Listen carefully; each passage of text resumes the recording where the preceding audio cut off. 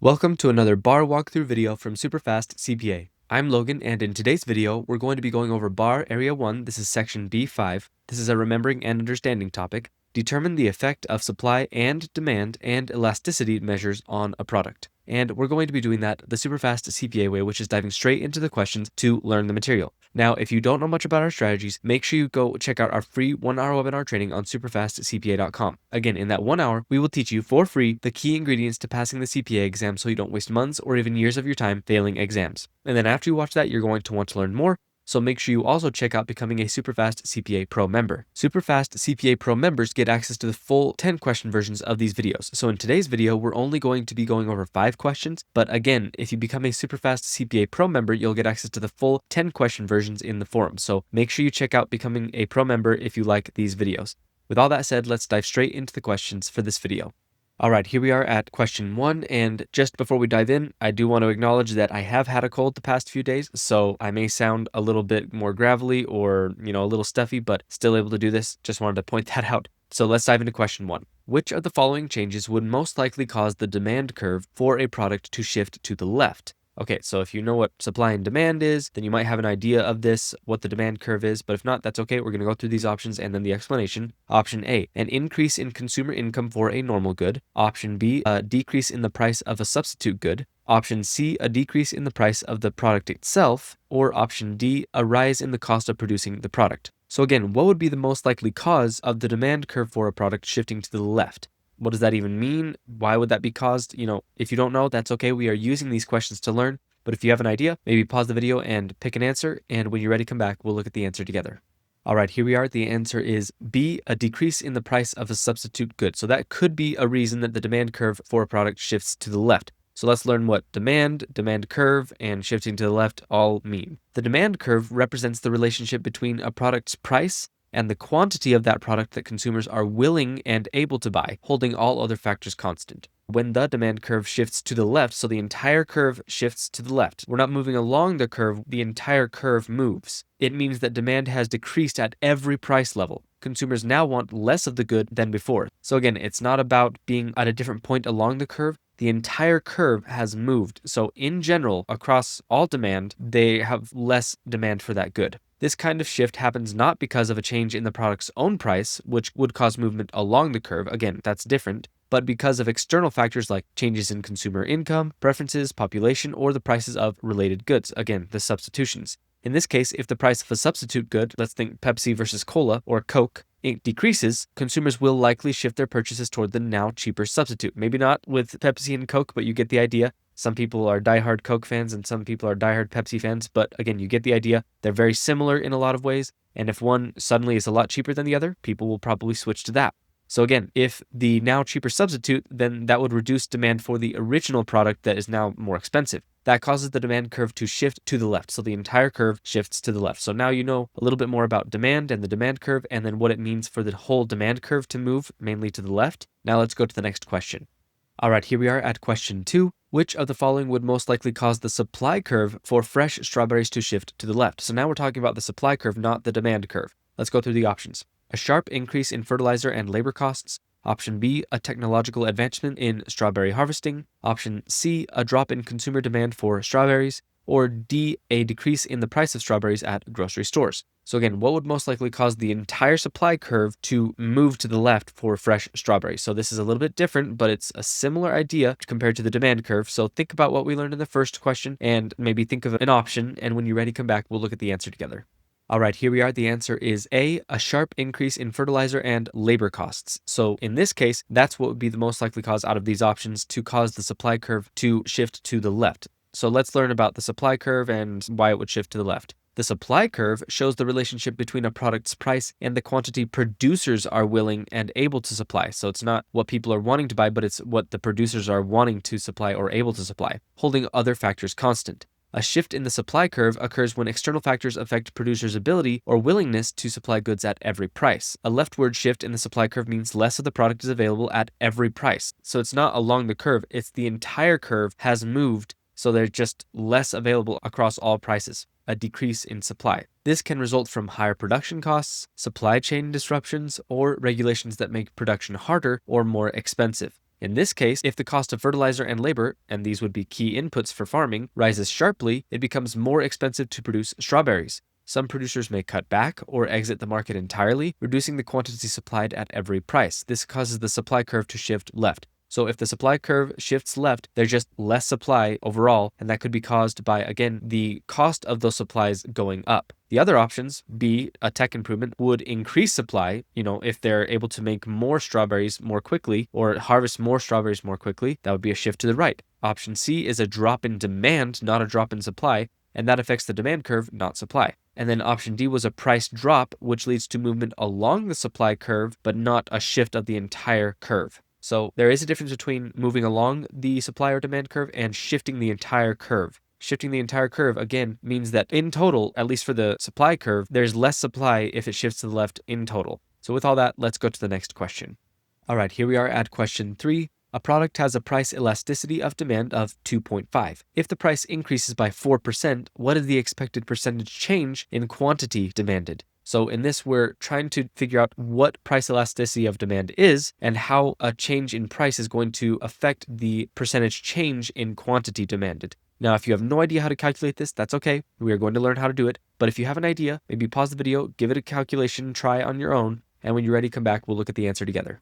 All right, here we are at the answer D, 10%. So that is the amount of the change in quantity demanded. So let's go through this to kind of figure out how we did that. The price elasticity of demand tells us how sensitive quantity demanded is to a change in price. So again, it tells us how much the quantity demanded is going to change depending on how much the price changes. And just to kind of give you an idea of that, if something is very elastic, that means that a small change in price will greatly change the quantity demanded. But if something is relatively inelastic, a price change won't really change the quantity demanded very much. And we can kind of look at that here with this calculation. Percentage change in quantity demanded equals the price elasticity multiplied by the percentage change in price. And in this case, price elasticity was 2.5, percentage change in price was 4%. So you multiply those together and that gives you 10%. That means that the quantity demanded is expected to change by 10%, and it would be a decrease in this context, but the question is focused on magnitude. So again, based on what this question is saying, we can tell that if the price goes up by 4%, that would make it so that the quantity demanded goes down. And usually when price goes up, quantity demanded goes down a lot of the time just because that's how things work. If stuff costs more, then people don't want to buy it as much.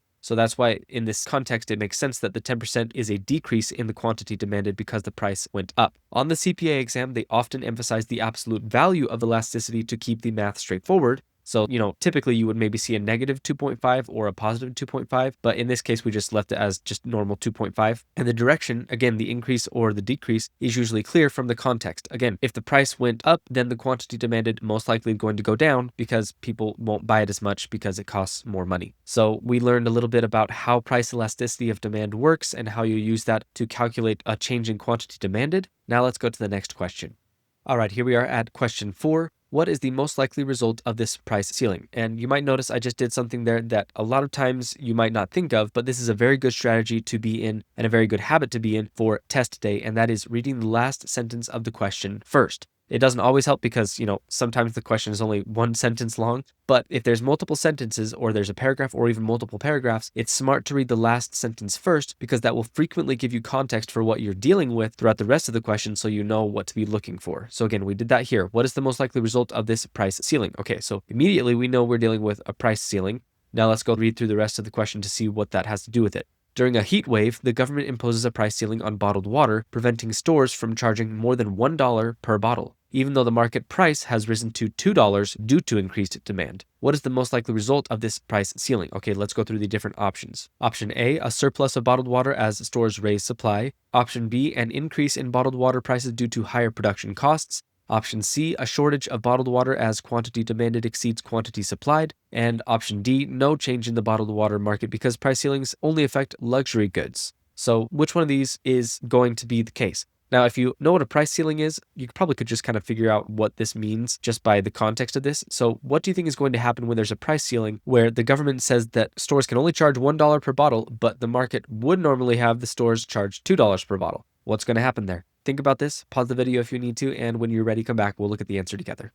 All right, here we are at the answer C, a shortage of bottled water as quantity demanded exceeds quantity supplied. And this makes sense as we walk through it. A price ceiling is a legal maximum price that sellers can charge for a good or service. So again, the government usually would impose something like this, and they're saying you cannot charge more than this amount for this product for whatever reason. If it is set below the market equilibrium price, so below what the market's probably doing, it prevents prices from rising naturally in response to high demand. This creates a shortage because at the artificially low price, so at the low price that they shouldn't have, more consumers want to buy it because they can buy more of it, so there's going to be a higher quantity demanded, but producers are less willing to supply it because they don't want to make it because they're making less money. So in the end, both of those things make it so that the supply is way below what it needs to be. In this example, forcing the price of bottled water down to $1 during a high demand period leads to empty shelves, rationing, or black markets. It basically just leads to people not being able to get the thing that they need because the supply is too low. And that typically is the effect of a binding price ceiling. That's typically what happens when the government does have some kind of price ceiling or a company has some kind of price ceiling. This is usually what happens because the demand goes up because it costs less, but now people don't want to supply it as much, or companies don't want to supply it as much because they're making less money. So both of those things together make it so that there's just less supply overall.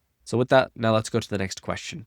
All right, here we are at question 5. And again, we're reading the last sentence first. What is the most likely effect on the market for memory cards? Okay, let's go to the top. The price of digital cameras decreases significantly due to a new manufacturing technology. What is the most likely effect on the market for memory cards? Okay, let's go through this. Option A, demand for memory cards will decrease because they are substitute goods. Option B, demand for memory cards will increase because they are complementary goods. Option C, supply of memory cards will increase because digital cameras are now cheaper. Option D, no change will occur because memory cards and digital cameras are unrelated. Okay, so again, what is the price of digital cameras decreasing significantly going to cause for the market of memory cards? Think about this, and when you're ready, come back. We'll look at the answer together.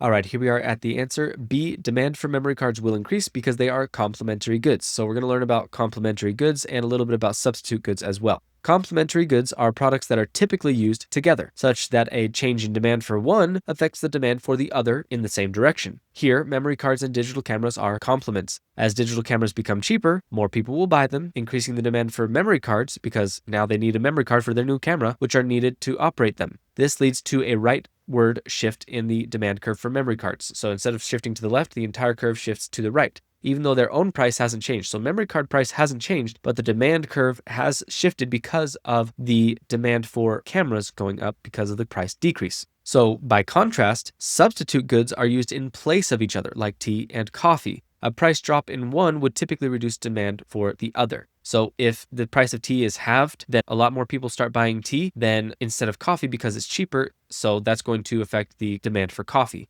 This question is about, again, demand, not supply. So option C is incorrect, and then D misrepresents the relationship. They are clearly related. A camera and memory card, they're definitely related. So again, if the demand for memory cards goes up, it's because of the demand for digital cameras going up because the price decreased for digital cameras. That's what it's trying to get at in this question. Now with that, we've gone over a lot in just 5 questions. And before we do anything else, let's do one more part of the SuperfastCPA process called pillar topics. Now, the idea behind pillar topics is as you're going through the questions to learn the material, you will notice the things that keep popping up. You've seen 2 or 3 or 4 questions trying to teach you about substitute goods or complementary goods or about price elasticity of demand. Whatever you see throughout the questions, that is obviously the most important thing, whatever you see the most frequently. So you take a moment and you write these things out as pillar topics, as key points of what you need to know for the exam, again, based on the things that you saw the most frequently throughout the questions. And as you do this each day, you are building your own personal repository of the most important things you need to know for the exam so that you are ready when you get to exam day. Now with all that, let's dive straight into the pillar topics. All right, here we are at the pillar topics. Let's just dive straight in. A leftward shift in the demand curve means that consumers want to buy less of a good at every price, usually due to factors like lower income, reduced preferences, or cheaper substitutes. A leftward shift in the supply curve means that producers are supplying less of a good at every price, often caused by rising input costs or expectations of future price increases. So in both cases, if they move to the left, that means that if the demand curve shifts to the left, then people just want to buy less of that good at every price. If the supply curve shifts to the left, then suppliers want to supply less of that good at every price. Price elasticity of demand measures how sensitive quantity demanded is to price changes. It is calculated by multiplying the price elasticity by the percentage change in price. And then let's move on to the next one. A price ceiling or price freeze set below market equilibrium causes a shortage because demand exceeds supply at the artificially low price. And we talked about that extensively in question 4. And then finally, complementary goods move together. If the price of one falls, demand for the other rises. Substitute goods move oppositely. If the price of one rises, the demand for the other increases. So with that, we learned a lot in this video, and remember, we're only going over 5 questions and the pillar topics in today's YouTube video, but if you want to become a Superfast CPA Pro member, you'll get access to the full 10-question versions of these videos. So if you like this and you like our other videos, make sure you check out becoming a Superfast CPA Pro member to get access to the full versions of these videos in the member forum. And the easiest way to become a Superfast CPA Pro member, or at least to learn more about it, is actually by first going to superfastcpa.com and signing up for our free 1-hour webinar training. In that 1 hour, we will teach you the key ingredients to passing the CPA exam so you don't waste months or even years of your time failing exams, and that will give you a great path to learning about and becoming a Superfast CPA Pro member. So check out the webinar, check out becoming a pro member. If you liked the video, make sure to like it and leave a comment. I hope this was helpful, and I will see you in the next one.